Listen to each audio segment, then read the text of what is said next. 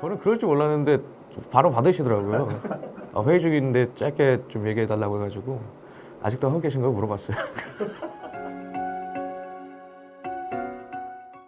시의원, 구의원, 지방의원이 뭔지부터 정의를 내려야 될 것 같은데, 의원 하면은 뭐가 떠오르죠? 국회의원이 떠오르죠. 국회의원이 왜 있나 생각했을 때 민의를 대변해서 법을 만드는 활동, 그러니까 공동체 전체에 영향을 미칠 수 있는 그런 질서를 만드는 그런 활동을 하는 게 국회의원인데, 지방의원도 똑같습니다. 지방에서 그런 이제 질서들을 만드는 거죠. 근데 이제 국민에서 주민으로 바꾸고, 그러니까 주민들의 뜻, 요새 이런 것도 불편하다, 우리 고장에서 이런 것 좀 바꿔달라, 아니면 이런 제도가 필요하다, 그런 것들을 좀 더 지역 밀착형, 주민들의 삶과 좀 더 직접적으로 그런 이슈들을 모아다가 법으로 만드는, 여기서는 조례죠. 조례로 만드는 그런 활동을 하라고 그렇게 있는 거고요.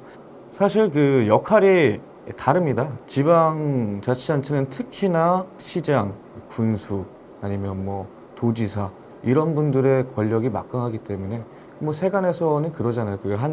그 지역의 왕처럼 군림하고 있다. 옛날 같으면 영주 뭐 이런 사람들 대하듯이 그렇게 대하고 그런 것들에 익숙해지고 그러다 보면은 다소 좀 독단적으로 나갈 경향도 있고, 국민의 뜻이랑은 상관없이 자기만의 어떤 잘못된 독단을 갖고 의견을 정책으로 만들어내는 그런 경우도 있기 때문에, 행정부에서 그렇게 요구하고 이런 것들이 이제 입법으로 마련해달라, 이런 것들을 거부하거나 보완하고 아니면은 그 전 단계에서 조율하고 그러면서 지방자치단체가 좀 더 올바른 방향으로 그렇게 갈 수 있도록 하는 것 같아요. 근데 사실은 우리 정치 중에 심각한 것 중에 하나가 지역별로 이제 당색이 확실하던 그런 거잖아요. 호남 같은 경우에는 지자체장도 이제 그 지금 현 야당 쪽인 경우가 많고, 지방의회 의원도 대부분 이제 뭐 한두 명 빼고서는 야당 일색인 경우고, 그리고 뭐 영남 같은 경우에는 또 반대로 그 여당 지자체장과 여당 의원들이 이제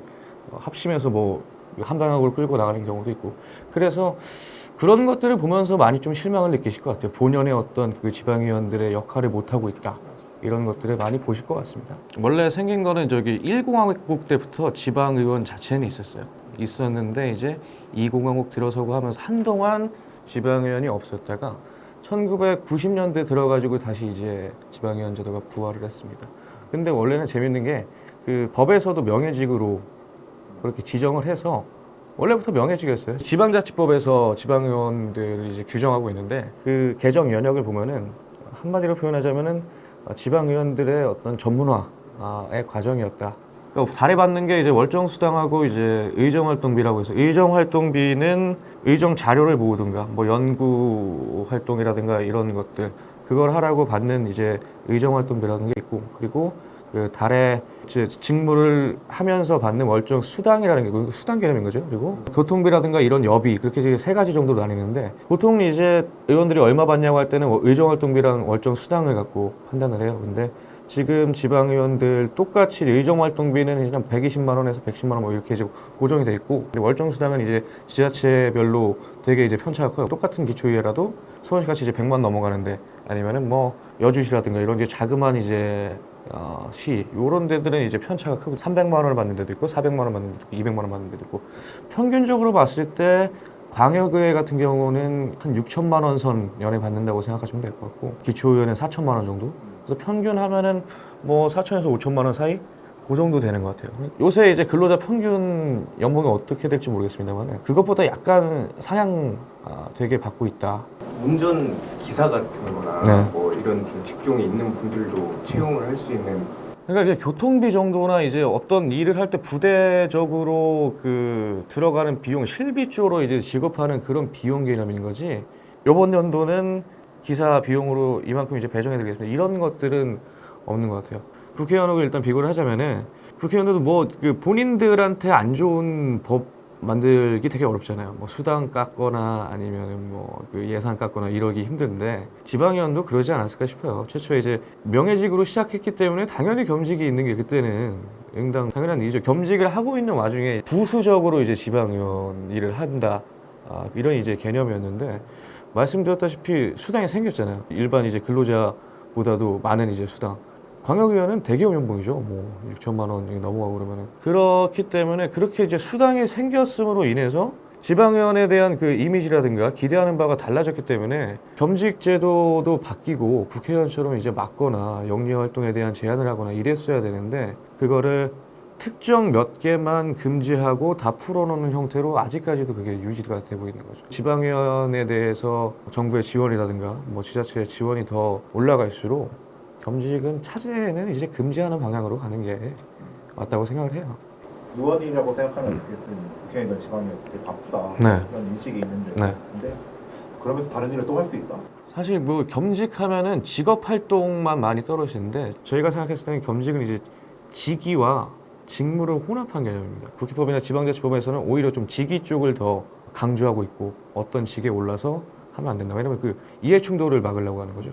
이런 경우도 있어요. 그 마침 또 제가 사는 곳의 의원분인데 경기도권에서 가장 많은 겸직을 하고 있더라고요. 그래서 뭘 하고 있을까 봤더니 무슨 이제 지역 축제 뭐 명예 운영위원장 아니면 뭐 청소년 선도위원 자율방범대 뭐 고문 이런 거예요. 그러니까 지방에서 사람들 만나면서 다양한 직들을 그런 맡는 경우도 있긴 하더라고요. 임대업 같은 경우에도 사실은 그렇게 시간적으로 물리적으로 부하가 걸리는 일은 아니고 그래서 그런 것들이 많았던 것 같아요. 이것도 좀 지자체별로 다른데 결국에 저희들은 신고한 내용을 바탕으로 이제 판단할 수밖에 없는데 예컨대 주민자치위원회라는 게 있어요. 주민자치위원회 대부분 이제 지방의원들이 고문위로 들어가 있는데 그 주민자치위원회까지도 겸직 신고를 한 사람들이 있고 겸직 신고를 안 한 사람들이 있고 그런데 이런 거 봐도 그냥 이게 신고 기준이 이게 잘못되라는 거예요. 그래서 통계를 내기 어렵습니다. 그런 이제 주민자치위원회까지 겸직으로 신고한 데들은 100%가 다 겸직을 하고 있고 다른 데들은 아니고 근데 그거를 뺐다고 했을 때 대략 한 반 정도는 겸직을 하고 있는 것 같아요. 그 중에서 또 반은 이제 그 돈도 받고 있고 그 경기도권이랑 서울권만 그 좀 구체적으로 돌아다 봤었는데 그때 보니까 뭐 한 4분의 1, 4명 중에 1명은 돈을 받으면서 겸직을 하고 있는 것으로 그렇게 확인이 됐습니다. 물론입니다. 그 상위권들을 보면은 아니 의원직 하면서 어떻게 그렇게 할지 모르겠는데 4억, 5억 원 뭐 이렇게 벌으시는 분들도 있고 임대업이라든가 이렇게 한 번씩 이제 계약 갱신해주고 뭐 이렇게 되는 일이 아니라 기업을 운영하거나 뭐 그러면서 하시는 분도 보이시고 아니 개건 교수 이런 거 하시면서 또 하시는 분들도 많아가지고 그럴 때는 정말 어떻게 하시는지 모르겠어요. 이게 그 재미있는 사례는 아니고 이게 사례 얘기하면 가장 먼저 떠오르는 게 결국은 법에서 명시적으로 금지하고 있는 겸직을 하고 계시던 분이 있어가지고 그런 금지되는 겸직을 하고 있는 사람이 있으면은 의장이 그거를 그 신고를 받고 뭐 심사를 하고 이런 이제 의무가 있어가지고 그걸 해서 걸러냈어야 되는데 그거를 의장이 안 했다 이게 직무유기다 해가지고 저희가 고발한 건이 있었거든요. 그게 일단은 그게 너무 충격적이어가지고 그게 좀 기억에 남았고 그 겸직 건은 이제 재개발 조합장이었습니다. 이거는 저도 이제 지방에 관심이 없다가 요새 관심이 생겨가지고 봤는데 그 핸드폰 번호가 다 적혀 있더라고요. 약간 뭐 민원 있으시면 전화하십시오. 뭐 의회 홈페이지 들어가시면 전화번호 있습니다. 그래서 휴대폰 번호로 전화를 해봤는데 저는 그럴 줄 몰랐는데 바로 받으시더라고요. 회의 중인데 짧게 좀 얘기해달라고 해가지고 아직도 하고 계신가요? 물어봤어요. 그만둘 거라고 하긴 했는데 그다음에 고발해버렸습니다. 마지막으로는 음식점들 이름이 다 구체적으로 나와 있어가지고 봤는데 뭐 닭갈비집 아니면은 무슨 뭐 연탄구이집 이런 거 있는데 의원들이 하는 데는 더 맛있을까 한번 가보고 싶은 생각도 있어요. 예. 지방에서 의원들의 힘이 막강합니다. 지자체 장관급이나 막강한데 한 예로 들자면은 공적인 권한 이외에도 공무원들한테 그냥 가가지고 지방의원이라는 높은 그 고위직이라는 그걸 이용해가지고 뭐 이것 좀 알려달라, 저것 좀 해달라 이런 경우들이 많이 있어요. 근데 공무원한테도 그런데 만약에 본인이 직업 활동을 하고 있고 그게 어떻게 해서든 정말 악의를 갖고 한다면은 거기가 더 왕성하게 번성하도록 할 수 있는 건 일도 아닌 거예요, 사실은. 뭐 소관 상임이라든가 뭐 그런 거 다 배제시켜도 그냥 가가지고 나 여기 의원인데 뭐 좀 해달라 하면 공무원들이 거기에 어떻게 거부할 수 있겠냐고. 그런 것들이 선의로 바뀔 수는 없는 거죠. 이렇게 상식적인 수준에서도 그렇고 의원으로서의 권한과 의무, 직업인으로서의 권한과 의무가 다른 일을 하기 때문에 당연히 상충될 지점이 있을 수밖에 없죠. 있을 수밖에 없기 때문에 최대한 안 하는 게 맞다라고 해서 국회의원들도 그렇게 해놓은 거고 예를 들어서 임대업을 하시는데 거기들이 이제 주유소로 운영되고 있는 그런 이제 의원분이 계셨는데 그런 분들은 뭐 그 해당 지역 뭐 재개발 뭐 아니면 뭐 그 어디 구역 지정 이런 거에 대한 결의문 같은 거에 좀 적극적으로 나서고 그런 경우들이 있어요. 그러니까 어떤 형태로든 영향을 끼칠 수 있다. 그래서 최대한 좀 제도를 만들 때는 특히 힘 가진 사람들에 대한 제도 만들 때는 최대한 좀 악의적으로 보고선 해야 되잖아요.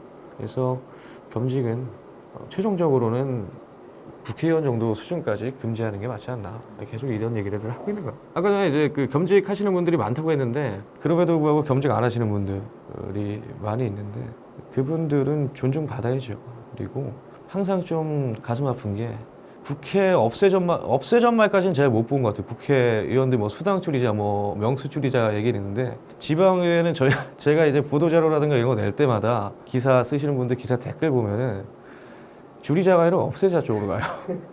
레거시 미디어의 그 집중 화제를 못 받고 있기 때문에 오히려 좀 비판을 덜 받고 이런 것도 있지만은 하고 있는 일들이 조명을 못 받는 경우도 있다라는 것 좀 말씀드리고 싶고 그리고 워낙 이제 생활 체감적이기 때문에 그 만드는 조례라든가 활동들이 티가 안 나는 경우도 있어요. 사실 안 보이는 분들이 더 열심히 하는 분들이야, 그렇죠? 그런 분들 묵묵히 일하고 계신 분들이 누군가 보시고 가끔가다 좀 회의 홈페이지에 들어가시면 회의록 같은 것도 또 보시면 또 재밌습니다. 열심히 하시는 의원분들 많기 때문에 많이 관심 가져주시고 또 하다 보면은 지방의원들의 역량 그리고 열의도 보다 늘어나지 않을까. 그리고 앞으로의 선거에서 더 역량 있는 의원분들이 당선되지 않을까라는 생각을 해서 저부터도 많은 관심을 가져야겠다 그런 생각을 합니다.